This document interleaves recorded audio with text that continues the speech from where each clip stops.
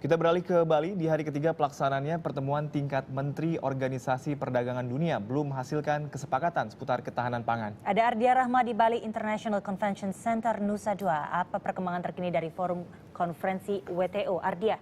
Ya, Ranggani dan saksi di Nusa Dua Bali, memang seluruh delegasi dari negara anggota WTO sedang melaksanakan rapat pleno membahas berbagai macam isu terkait paket Bali yang seharusnya akan dihasilkan pada 6 Desember mendatang. Dan memang salah satu isu yang dibahas adalah mengenai ekspor impor produk pertanian termasuk buah-buahan di Indonesia. Nah, sebenarnya bagaimana kondisi buah-buahan di Indonesia?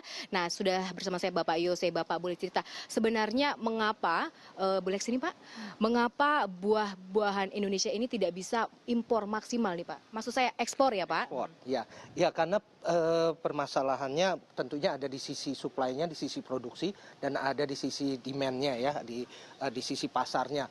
Kalau di sisi produksinya sendiri kita lihat bagaimana produksi buah-buahan Indonesia secara kuantitas masih kurang. Untuk pasar domestik pun juga masih kurang.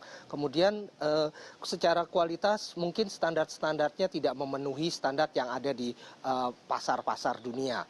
Lalu juga ada masalah-masalah pendukung lain seperti logistik. Untuk mengekspor buah itu kan tentunya perlu buahnya tetap segar. Artinya logistiknya tentu perlu yang bagus, yang cepat. Dan logistik di Indonesia sangat kurang. Nah kemudian lalu ada Sini ya Pak, sedikit ya Pak ya. Kemudian ada permasalahan juga di pasarnya, ya contohnya di pasar Eropa di mana agak sulit untuk masuk ke memasukkan produk-produk pertanian negara berkembang termasuk Indonesia ke Eropa karena mereka mempunyai standar yang kadang-kadang tidak bisa dipenuhi. Begitu juga tarifnya pun juga masih agak tinggi di beberapa negara-negara maju maupun negara berkembang lainnya. Dan itu yang dibicarakan di dalam WTO. Nah, seharusnya regulasi seperti apa Pak, dan apa hubungannya WTO nanti yang dihasilkan di WTO ini dengan petani-petani buah di Indonesia Pak? Oke. Kalau untuk regulasi di dalam negeri, Sini aja.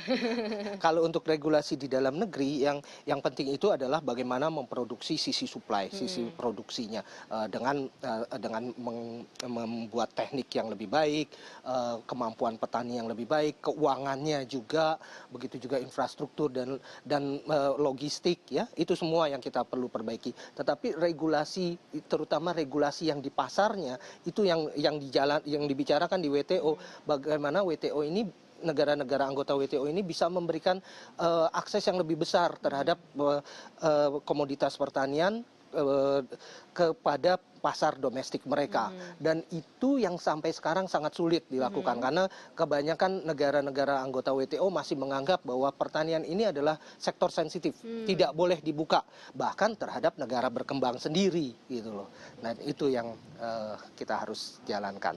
Oke, makasih banyak ya Bapak ya. Ya, memang selain ekspor impor termasuk buah lokal ini ada beberapa isu lain yang dibahas di WTO termasuk ketahanan pangan yang diusulkan oleh negara G33, negara India yang ingin masuk dalam paket Bali. Namun sampai saat ini India belum menyepakati mengenai isu ketahanan pangan. Ranggani dan Sakti.